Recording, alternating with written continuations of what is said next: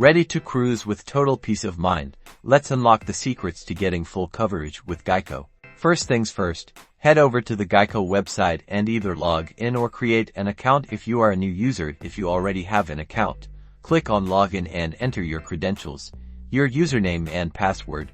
Once logged in, look for a section that says My Policy or something similar, usually located on the dashboard or within the main menu. This is your portal to managing your insurance. Inside your policy, explore the coverage options or policy details section. This is where you can adjust your current coverage. Now you'll see a breakdown of your insurance options. Remember, full coverage typically includes three key types of insurance: liability, covering damage or injuries you cause to others; collision, which covers damage to your car from an accident; and comprehensive, that covers damage to your car from non-collision events, like theft or weather damage. For each of these coverage types, make sure you select the level of coverage that meets your needs. With liability, you'll choose your limits. With collision and comprehensive, you'll select your deductible, the amount you pay out of pocket before Geico covers the rest. Double-check the boxes beside liability, collision, and comprehensive to ensure each is activated. After selecting all three, review your policy to make sure you are satisfied with the options and limits.